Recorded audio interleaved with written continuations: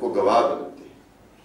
یہ سارے فضائل بیان فرمانے کے بعد یہ سب کچھ تو ہے، لیکن ایک اور بات آپ صلی اللہ علیہ وسلم نے بیان فرمائی، یہ بڑے غور کی بات ہے جس میں ہمارے لیے بہت بڑا سبق ہے۔ فرمائے یہ سارے کی ساری فضائل ہے، لیکن جو آخری جملہ حدیث کا ہے، فرمائے وَمَنْ بَطَّأَ بِهِ عَمَلُهُ لَمْ يُسْرِعْ بِهِ نَسَبُهُ، لیکن یاد رکھو جس کو عمل نے پیچھے کیا اس کا نسب اس کو آگے نہیں کر سکتا۔ پتہ چلا اس کی ساری فضیلتیں حاصل کرنے کے لیے جو سب سے بنیادی بات ہے وہ اس قرآن پر عمل ہے۔ جس کو عمل نے پیچھے کیا تو نسب کیا چیز ہے، اس کو کچھ بھی آگے نہیں کر سکتی۔ مقام ملے گا قرآن پر عمل کے نتیجے میں۔ قرآن پر عمل نہ ہو تو رنگ، نسل، زبان، قوم، قبیلہ، اس کا کوئی فائدہ نہیں آئے گا۔ فائدہ ہوگا دنیا میں بھی اور آخرت میں تو وہ قرآن پر عمل کرنے سے ہوگا۔ ہمارے سامنے قرآن کریم نے یہ ایک معیار رکھ دیا ہے، اللہ کے رسول صلی اللہ علیہ وسلم نے بھی ایک معیار اپنے الفاظ میں اس کی تشریح میں رکھ دیا ہمارے سامنے کہ اللہ کی نزدیک بہتری کا معیار وہ ایمان اور قرآن پر عمل ہے، اور اسی کو تقویٰ کہتے ہیں۔ ان اکرمکم عند اللہ اتقاکم، تمہارے نزدیک عزت والا اللہ کی نزدیک وہ ہے جو سب سے زیادہ پرہیزگار اور تقویٰ دار۔ اب آپ دیکھیں ہمارے سامنے دو کردار آتے ہیں۔ ایک کردار ابو لہب کا ہے۔ دنیا کے اندر لوگ جن چیزوں کو خوبیاں کہتے ہیں، ابو لہب کے اندر ان خوبیوں میں کوئی کمی نہیں تھی۔ ابو لہب سب سے زیادہ خوبصورت انسان ہے۔ روایات میں یہ بات آتی ہے کہ لہب آگ کے اس شعلے کو کہتے ہیں جس میں کوئی دھواں نہ ہو، صاف ستھرا شعلہ، وہ بڑا خوبصورت تھا۔ ابو لہب اس سے زیادہ خوبصورت تھے، اور ابو لہب عربی زبان بولتے تھے۔ تمام زبانوں میں پیاری زبان اور محبوب زبان اگر اللہ کو ہے تو وہ عربی زبان ہے۔ اسی لیے عربی زبان کوئی بغیر کسی مقصد کی سیکھنا شروع کرے تو اس کو اجر ملتا ہے، پسندیدہ زبان ہے۔ جنت کی زبان بھی عربی زبان ہوگی، آخری پیغمبر کی زبان بھی یہی تھی، آخری کتاب کی زبان بھی یہی ہے، لیکن ابو لہب عربی زبان بولتے ہیں، عرب ہے۔ رہتے کہاں ہے، علاقہ وطن کون سا ہے؟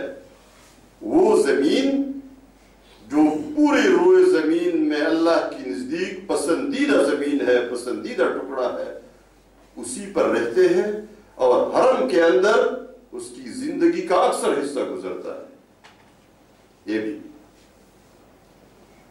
قوم کون سی ہے؟ قبیلہ قریش قبیلہ ہے، اللہ کے رسول صلی اللہ علیہ وسلم کا قبیلہ، اور صرف قبیلہ نہیں، آپ کے چچا ہے، رشتہ ہے، مضبوط رشتہ ہے، قریبی رشتہ ہے، خاندان بھی آپ بنو ہاشم خاندان۔ اور اگر آپ یہ دیکھیں کہ آپ صلی اللہ علیہ وسلم کی پیدائش کے موقع پر میلاد کی خوشی بھی ابو لہب نے سب سے زیادہ منائی تھی۔ آپ کی پیدائش کی خبر اس کی لونڈی نے اس کو دی تو فوراً وہ ایک ایسی جگہ بیٹھا ہوا تھا جو اس کے پاس کچھ نہیں تھا اس وقت کہ اس کو خوشخبری میں دیتے ہیں، کوئی خوشخبری ملتی ہے فوراً جیب میں ہاتھ ڈال کے یہ کچھ دے دیتے ہیں لوگوں کو، یہ خوشخبری ہے، یہ اس نے مجھے اس بات کی خوشخبری دی۔ ابو لہب نے اس سے کہا میرے پاس تو اس وقت کچھ نہیں ہے کہ میں آپ کو دوں اس خوشخبری میں، لیکن جا میں نے تجھے آزاد کر دیا، اور یہ بہت بڑی بات ہوتی تھی، یہ خوشی بھی اس نے منائی تھی۔ ان تمام چیزوں کا دیکھیں، ہم رنگ کے نمبر دیتے ہیں، ہم نسب کے نمبر دیتے ہیں، قوم کے نمبر دیتے ہیں، ہم زبان کے نمبر دیتے ہیں، اور انہیں چیزوں کی وجہ سے ایک آدمی بڑا بہتر بن جاتا ہے، بڑا اونچا مقام حاصل کرتا ہے۔ ابو لہب کو جو نمبر ملے ہیں، ان تمام خوبیوں کے باوجود وہ نمبر کیا ہے؟ تبت یدا ابی لہب وتب ما اغنى عنه ماله سَيَصْلَى نَارًا ذَاتَ لَهَبٍ وَامْرَأَتُهُ حَمَّالَةَ الْحَطَبِ فِي جِيدِهَا حَبْلٌ مِّن مَّسَدٍ۔ یہ ابو لہب کے نمبر ہے۔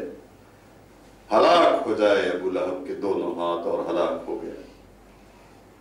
اس کے مال نے اور اس نے جو کچھ کمایا تھا، اللہ کے عذاب سے یہ چیزیں اس کو کچھ بھی نہ بچا سکی۔ وہ بھی ہلاک ہو، اور ایسا ہلاک ہو کہ یہ جہنم کی جلتی ہوئی آگ میں بھن کر رہے گا، اور اس کی بیوی بھی اسی آگ میں داخل ہوگی۔ اس کے گلے میں مونج کی وہ رسی ہوگی جس میں لکڑیوں کو باندھ باندھ کر وہ لایا کرتی تھی، اور اللہ کے رسول صلی اللہ علیہ وسلم کے پاؤں میں کانٹے چبانے کے لیے وہ راستے میں پھیلاتی تھی۔ یہ ابو لہب کے نمبر ہے۔ ایک دوسرا کردار ہے ہمارے ساتھ، اس کردار کو ہم بلال رضی اللہ تعالیٰ عنہ کے نام سے جانتے ہیں۔ حبشی غلام ہے، آزاد بھی نہیں ہے، اور زبان کون سی بولتے کوئی اس کی زبان کو سمجھتا بھی نہیں ہے۔ بلال نے عربی زبان سیکھی تھی، تب لوگوں سے بات کرتے تھے۔ رنگ سے بالکل کالے ہیں، حبشی ہے، اور حبشیوں کے جس طرح رنگ ہے، بلال کا یہی رنگ ہے، کالا رنگ۔ مال بھی نہیں ہے، رنگ کی خوبی بھی نہیں، کوئی نسل پتہ بھی نہیں کسی کو غلام ہے۔ یعنی جس طرح رنگ، نسل، قوم، قبیلے، وطن، علاقے، زبان، یہ جتنی خوبیاں دنیا والے گنتے ہیں، ان خوبیوں میں سے بلال کے اندر کوئی خوبی نہیں ہے۔ لیکن بلال ایمان لائے ہیں، مومن ہے، ایمان اور عمل صالح موجود ہے، تقوی موجود ہے۔ تو بلال کا مقام کیا ہے؟ اللہ کے رسول صلی اللہ علیہ وسلم نے ایک مرتبہ بلال سے فرمایا تھا، بلال تم کون سا عمل کرتے ہو؟ اس لیے کہ جب اللہ مجھے جنت میں لے گیا تو میں اپنے سے آگے آگے تیرے پاؤں کی اور تیرے جوتوں کی آہٹ سن رہا تھا۔ بلال جنتی ہے، کیوں؟ بلال ایمان لائے ہیں اور بلال عمل کرتے ہیں۔ اگر عربی زبان ابو لہب کو جہنم کی آگ سے نہ بچا سکی تو مجھے پشتو کیا بچا سکے گی، اور مجھے پنجابی کیا بچا سکے گی، اور مجھے فارسی اور مجھے دوسری کون سی زبان بچا سکے گی؟ کہ جو آج کل بولتا نا میری زبان یہ ہے، یہ میں پشتو بولتا ہوں تو میں پختون ہوں، تو اس کو یہ پختون ہے اور پختونخوا ہے، اور پنجابی کہتا ہے ہم پنجابی، اور سندھی کہے ہم سندھی، اور بلوچی کہے بلوچی، اور فارسی کہے ہم فارسی۔ اس کا کوئی فائدہ نہیں ہوگا۔ فائدہ جس چیز کا ہوگا وہ تو اس قرآن پر عمل ہے۔ وَمَن بَطَّأَ بِهِ عَمَلُهُ لَمْ يُسْرِعْ بِهِ نَسَبُهُ، جس کو اس کے عمل نے پیچھے کیا اس کو اس کا نسب کبھی بھی آگے نہیں کر سکے گا۔ یہ قرآن ہے، یہ اس کی فضیلت ہے، یہ اللہ کا کلام ہے۔ اللہ نے اس کو نصیحت فرمایا،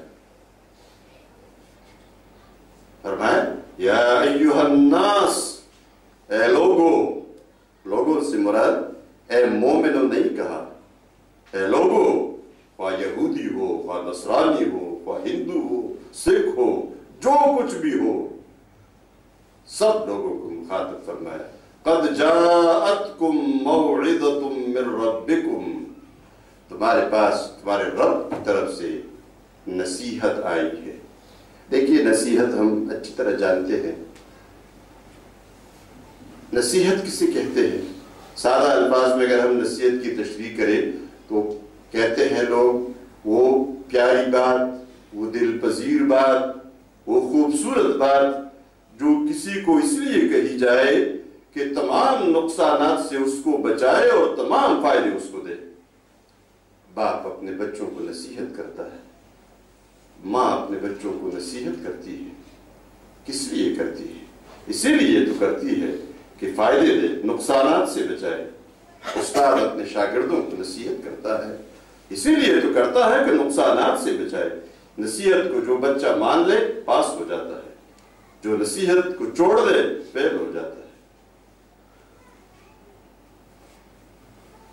یہ ماں کی محبت کتنی ہوتی ہے، یہ نصیحت محبت کا نتیجہ ہوتا ہے، پیار کا نتیجہ ہوتا ہے۔ اگر محبت نہ ہو، پیار نہ ہو تو نصیحت پھر نہیں کی جاتی۔ آپ اپنے بچے کو نصیحت کرتے ہیں، وہی کام باہر بہت سارے بچے کر رہے ہوتے ہیں، آپ نصیحت نہیں کرتے، اس لیے کہ یہاں پیار ہے۔ اور ماں کا پیار کتنا ہوتا ہے، دنیا والوں میں اگر سب سے بڑا پیار، سب سے بڑی محبت ہو سکتی ہے تو وہ ماں کی محبت ہوتی ہے۔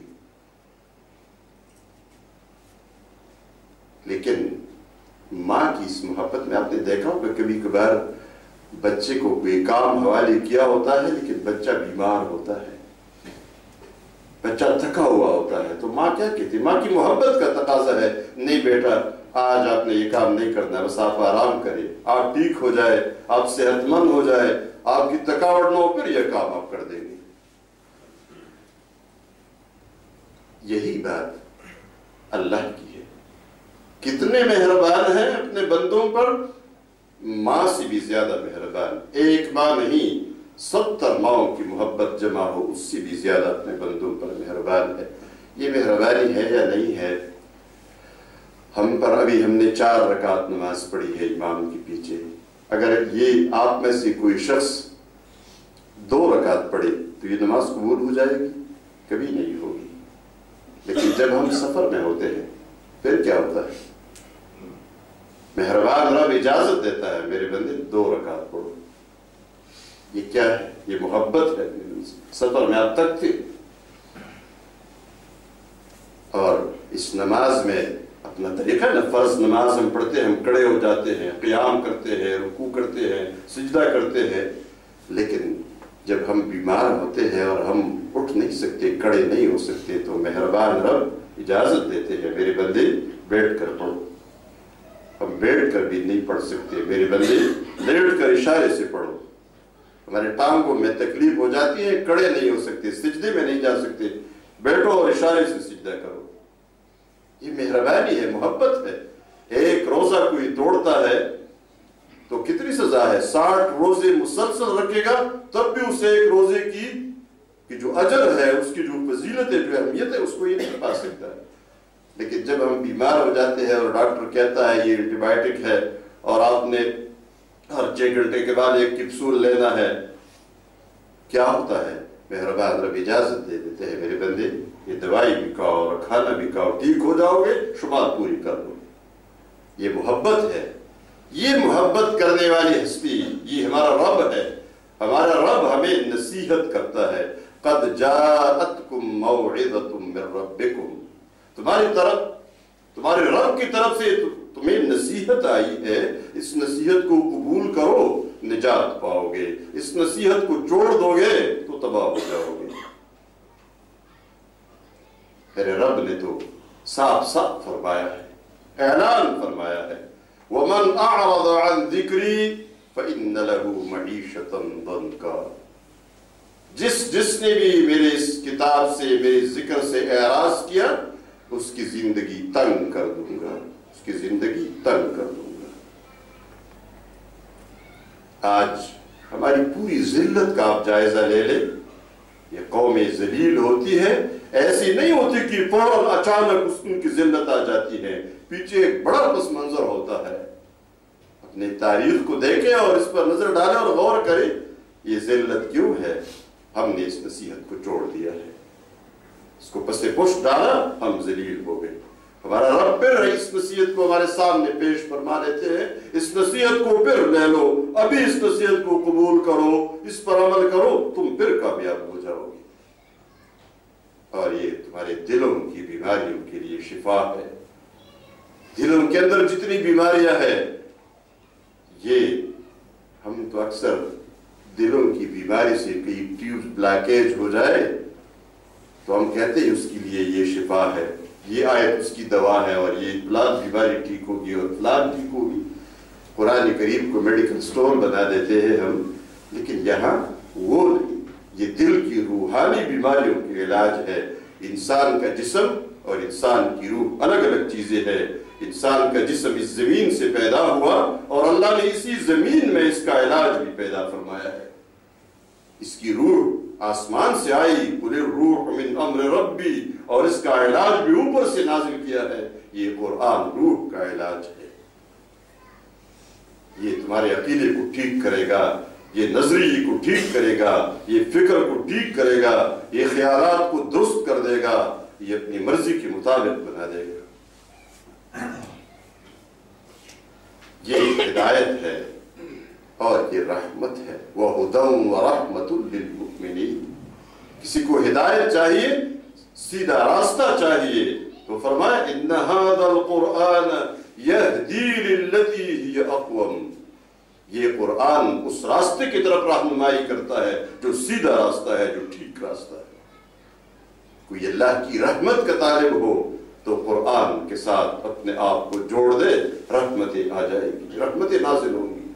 اور قرآن سے الگ ہو جاؤ گے تو اللہ کی رحمت سے محروم ہو جاؤ گے۔ حکم دے جس نے اس قرآن کو چھوڑ دیا زندگی تنگ ہو جائے گی۔ آج پوری دنیا کے اندر اپنی ذلت کا اگر ہم جائزہ لے لیں، اس کی یہی وجہ ہے ہم نے قرآن کو چھوڑا، قرآن نے ہمیں چھوڑا، ہماری ترقی رک گئی، ہم ترقی کرتے کرتے واپس نیچے کھڈے میں گرے، ذلیل ہو گئے ہیں۔ اس ذلت سے نکلنے کا واحد راستہ بس یہی ہے۔ یہ قرآن اسی طرح زندہ ہے اور اب بھی یہ ضمانت دیتا ہے، یہ تمہاری اتحاد کی ضمانت، اتفاق کی ضمانت، قوت کی ضمانت اب بھی ہے۔ یہ جو قرآن نے بار بار بتایا وَاعْتَصِمُوا بِحَبْلِ اللَّهِ جَمِيعًا وَلَا تَفَرَّقُوا۔ ہم جب ریاضی سیکھتے تھے اسکول میں تو اس زمانے میں تو ہم اتنا نہیں سمجھتے تھے۔ اب بھی یاد آتا ہے کہ ہماری ٹیچر ہمیں سمجھایا کرتے تھے کہ جب آپ دو نقطے اس طرح ڈالتے ہیں اور اوپر ایک تیسرا نقطہ بھی ڈالتے ہیں اور ان دو نقطوں سے آپ خطوط لے جانا شروع کر دیں تیسرے نقطے کی طرف تاکہ اس سے ملا دے، تو جتنے جتنے یہ خطوط اس تیسرے نقطے کے قریب جاتے ہیں اتنی ہی آپس میں بھی ایک دوسرے کے قریب ہو جاتے ہیں۔ اور ان دونوں خطوط نے جانا ہے اس تیسرے نقطے سے ملنے کے لیے، لیکن یہ آپس میں خود بخود مل جاتے ہیں۔ ہمیں بتایا تم سب مل کر قرآن کو مضبوطی سے پکڑو، یہ اللہ کی رسی ہے، تم خود بخود آپس میں مل جاؤ گے، کوئی شرائط طے کرنے کی ضرورت نہیں پڑے گی، کوئی معاہدے کوئی اگریمنٹ کرنے کی ضرورت ہی نہیں پڑے گی، بس تم ایک ہی بات مان لو، اللہ کی اس کتاب کو مضبوطی سے تھام لو، تفرقہ بازی سے خود بخود بچ جاؤ گے۔ یہ نجات کا راستہ ہے، قرآن راہ نجات ہے، نجات کا راستہ بتاتا ہے، نکلنے کا راستہ بتاتا ہے تمام مصیبتوں سے۔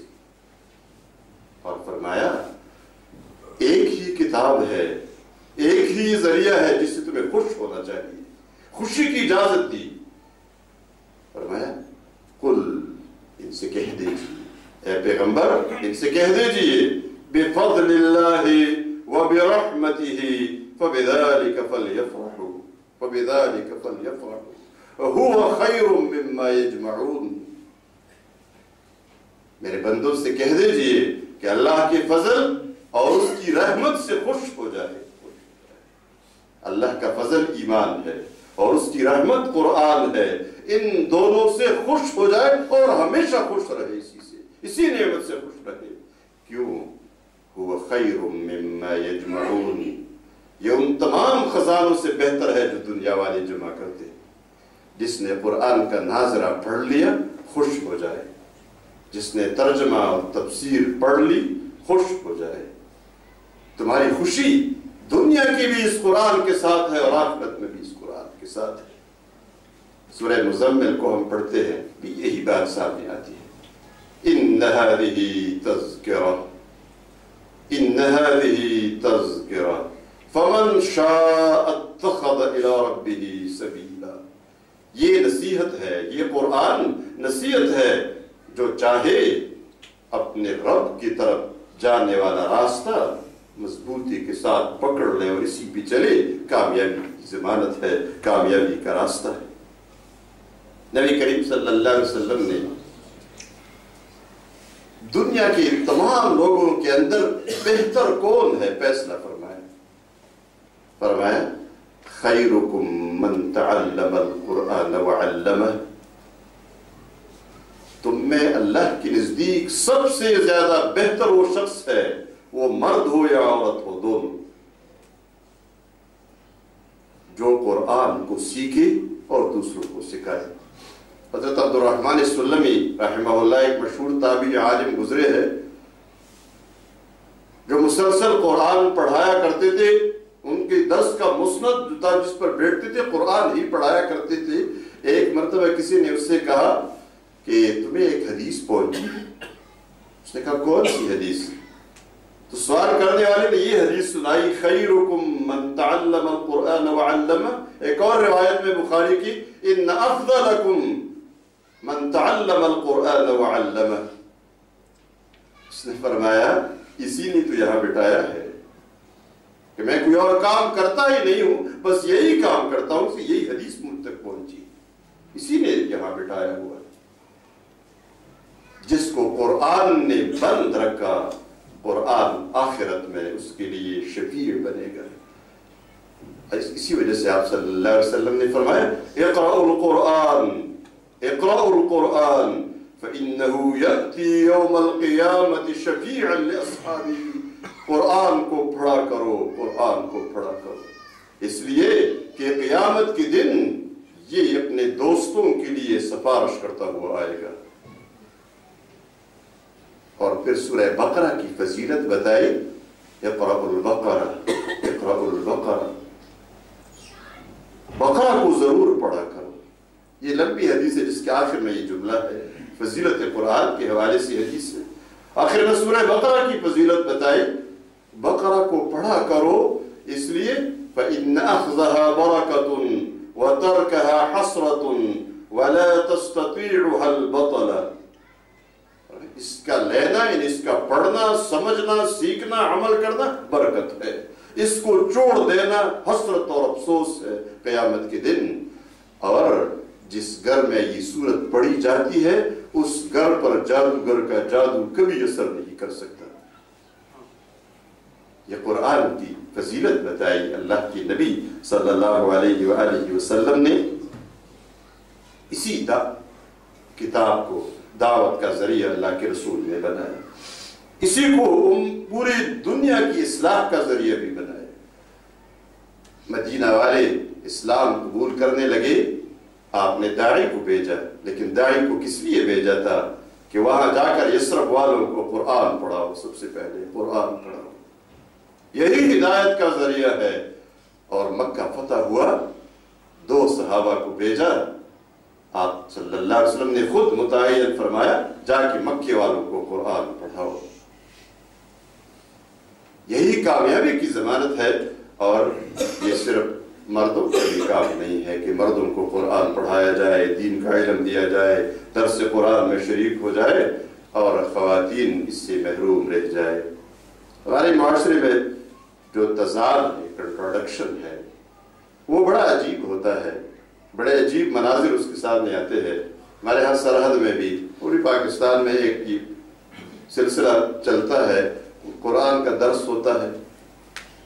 خواتین باہر نکلتی ہے, خوشی میں بھی جاتی ہے, غمی میں بھی جاتی ہے. کوئی زیادہ پردے کا اہتمام بھی نہیں ہوتا. خوشی غمی میں لوگ اور مصروفیت میں ہوتے ہیں, اس کی طرف توجہ ہی نہیں ہوتی, کوئی خیال ہی نہیں رکھا جاتا. بسوں میں بھی خواتین بیٹھتی ہے, چلتی ہے اپنے کاموں کے لیے, اسپتال میں بھی جاتی ہے, کہیں بھی کوئی مسئلہ نہیں پیدا ہوتا.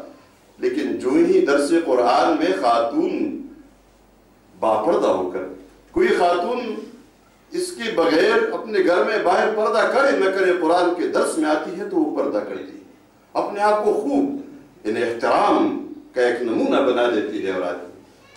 اور ہمارے سرحد میں تو بہت بڑا بھاری بورقع پہن کر آتی ہے. لوگ کہتے ہیں نہیں جی خواتین کو کیوں باہر نکالا جاتا ہے, نہیں جی نہیں, یہ تو بڑا غلط کام ہے. یہ پورا ایک تضاد ہے. لیکن آپ یہ ذرا نوٹ کر لیجئے کہ قرآن کا سب سے بڑا حق سیکھنے کا وہ خواتین پر ہے. اور وہ اس لیے ہے کہ یہ قرآن جب سب سے پہلے نازل ہوا تھا تو سب سے پہلے اللہ کی نبی صلی اللہ علیہ وسلم نے کس کو سنایا تھا؟ سب سے پہلے اس کو خاتون نے سنا ہے. اور خاتون نے سنتی ہی جو ایمان لایا وہ بھی خاتون تھی. حضرت خدیجہ الکبریٰ رضی اللہ تعالیٰ عنہا تھی جو ایمان لائی تھی. یعنی سب سے پہلے ایمان کا اعزاز وہ تو خواتین کو ملا ہے, جو ان سے کوئی بھی نہیں چھین سکتا. یہ ان کو یہ امتیاز حاصل ہے کہ سنتی ہی سمجھ بھی لیا اور ایمان بھی لائی۔ اور آپ نے دیکھا، آپ نے کتابوں میں بھی پڑھا ہے، سنا بھی ہے، سب سے مالدار ترین خاتون مکہ مکرمہ میں خدیجۃ الکبریٰ رضی اللہ تعالیٰ عنہا تھی، اور آپ صلی اللہ علیہ وسلم سے رشتہ بھی اسی سبب سے ہوا تھا، پہچان اور تعارف بھی اسی سبب سے ہوا تھا۔ لیکن آپ نے کبھی دیکھا ہے کتابوں میں حضرت خدیجۃ الکبریٰ رضی اللہ تعالیٰ عنہا کا مال کہاں گیا؟ نبوت کے بعد، پیغمبری ملنے کے بعد اور ایمان لانے کے بعد یہ مال کہاں چلا گیا؟ یہ پورا ایمان بھی لاتی ہوں اور یہ پورا مال بھی آپ کے قدموں میں ڈیر کر دیتی ہوں، جیسے چاہے استعمال کرے۔ اور سب سے بڑی مددگار جو اللہ کے رسول صلی اللہ علیہ وسلم کی تھی وہ بھی یہی خاتون تھی، حضرت خدیجۃ الکبریٰ رضی اللہ تعالیٰ عنہ کے بارے میں آپ کتنے فکر مند رہتے تھے، یعنی کتنے خوش ہوتے تھے اس کی موجودگی میں۔ باہر لوگ تنگ کرتے تھے، پتھر مارتے تھے، سارے گندگی کوڑا کرکٹ پہنتے تھے، گھر آتے تھے، بعد میں فرمانے لگے حضرت خدیجۃ الکبریٰ مجھے ایسی تسلی دیا کرتی تھی کہ میں تمام تکلیفوں کو بھول جاتا تھا، کوئی تکلیف مجھے یاد ہی نہیں رہتی تھی، میرے بالوں سے اور میرے کپڑوں سے گرد و غبار کو جاڑتی تھی، گندگی کو صاف کیا کرتی تھی، اور مجھے کہا کرتی تھی کہ تم اللہ کے پیغمبر ہو، یہی جو لوگ تمہیں تنگ کرتے ہیں یہ اس بات کی دلیل ہے کہ تم اللہ کے پیغمبر ہو۔ اور مجھے بتاتی تھی کیا تم نے کوئی ایسا پیغمبر دیکھا ہے جو لوگوں نے اس کو تنگ نہ کیا ہو؟ میں تمام غموں کو بھول جاتا۔ اس لیے جب خدیجۃ الکبریٰ رضی اللہ تعالیٰ عنہ کا انتقال ہوا، آپ نے اس سال کو عام الحزن قرار دیا تھا، یہ غم کا سال ہے۔ اور گھر میں جب بھی کہیں کوئی بکری ذبح ہوئی، کوئی اچھا کھانا تیار ہوا، حضرت خدیجۃ الکبریٰ کی ساری سہیلیاں معلوم تھی اور ہر سہیلی کے گھر اس میں سے حصہ ضرور بھیجا کرتے تھے۔ ایک دفعہ جب اسی طرح آنکھوں میں آنسو بھر آئے، خدیجۃ الکبریٰ کو یاد فرمایا، حضرت عائشہ صدیقہ رضی اللہ تعالیٰ عنہ کہنے لگی، تسلی دینے لگی، اللہ کے رسول یہ تو ایک بوڑھی عورت تھی، وہ کس طرح کیوں آپ اتنے پریشان ہیں؟ اللہ نے آپ کو اچھی اچھی بیویاں دی ہے۔ آپ کو غصہ آیا اور فرمانے لگے نہیں، مجھے خدیجہ سے اچھی بیوی نہیں ملی، اس لیے کہ وہ اس وقت مجھ پر ایمان لائی تھی جب سب لوگوں نے میرا انکار کیا تھا، اس نے اس وقت مجھے سچا کہا تھا جب سب لوگوں نے مجھے جھٹلایا تھا، اور اس وقت اس نے اپنا پورا مال مجھ پر خرچ کیا تھا جب سب لوگوں نے مجھے محروم کیا تھا، اور اس سے تو اللہ نے مجھے بچے بھی دیے تھے، مجھے اس سے اچھی بیوی نہیں ملی۔ ہم کیوں اپنے بیویوں کو قرآن سے محروم کرتے ہیں؟ اس ایمان کا نتیجہ تھا، ایک مرتبہ جبریل امین آئے، اس ایمان کی فضیلت کیا تھی، اس کی اہمیت کتنی تھی، اس کی خدمت جو اللہ کے رسول کی اس نے کی، اس خاتون نے۔ جبریل امین تشریف لائے اور اللہ کے رسول سے کہا، ابھی ابھی خدیجہ تشریف لا رہی ہے تمہارے پاس، کھانے کی کوئی چیز بھی لا رہی ہے، جو چیز بھی لائی ہے اسے اس سے قبول فرما، اور قبول کرنے کے بعد اس کو اللہ کا سلام کہہ دے۔ اور تھوڑی دیر کے بعد اس نے کہا اور میرا سلام بھی کہہ دے۔ یہ مقام اس خاتون کو ملا تھا، کس وجہ سے ملا تھا؟ اس قرآن کی وجہ سے، ایمان کی وجہ سے، اللہ کے رسول کی اس معیت کی وجہ سے۔ اس قرآن کا جو سب سے بڑھ کر حق ہے وہ خواتین پر ہے۔ مرد سیکھتے ہیں، اپنے آپ کو بمشکل سنوارتے ہیں اور بناتے ہیں، خاتون قرآن کو سیکھتی ہے، اپنے گھر کو سنوارتی ہے، اپنے پورے بچوں کی تربیت کرتی ہے۔ اس کا گود یہ بچوں کا پہلا مدرسہ ہے جس میں بچوں کی تربیت ہوتی ہے، قومیں تیار ہوتی ہے۔ یہ ایک الگ موضوع ہے کہ اسلام میں خواتین کا مقام کیا ہے، کہ خواتین تو قوم کو بناتی ہے، قومیں ان کی گود میں پلتی ہے اور تربیت پاتی ہے۔ اور جو علم بچہ اپنی ماں کی گود میں سیکھتا ہے وہ 90% ہوتا ہے، اس کے بعد 10% وہ باہر اسکول اور کالج اور مدرسے میں سیکھتا ہے۔ ان ماؤں کی تربیت کرو اور یہ تربیت قرآن کے ذریعے سے ہوگی، تمہارے گھر صاف ستھرے بن جائیں گے، خواتین قرآن کو سنتی ہیں. آپ دیکھیے میرا بھی تجربہ ہے اور آپ کا بھی ہے، میں درس دیتا رہتا ہوں، بے شمار نمونے سامنے آتے ہیں، لیکن آپ کبھی کوئی بات قرآن کے نتیجے میں اپنی بیوی کو، اپنے بچیوں کو، چھوٹی چھوٹی بچیوں کو آپ سمجھا دیں کہ یہ اللہ کا حکم ہے، یہ اللہ کے رسول کا حکم ہے، اور 4-5 دن 10 دن گزرنے کے بعد کہ آپ کو یقین آ جائے کہ وہ درس کا سلسلہ، وہ جو تعلیم تھی سب کو بھول گئی ہے، لیکن پھر اس کے اپوزٹ، اس کے مخالفت میں کوئی بات رکھے تو ایسا کرو، آپ کی بیوی کبھی نہیں مانے گی. اللہ کا حکم ہے، اللہ کے حکم کے مقابلے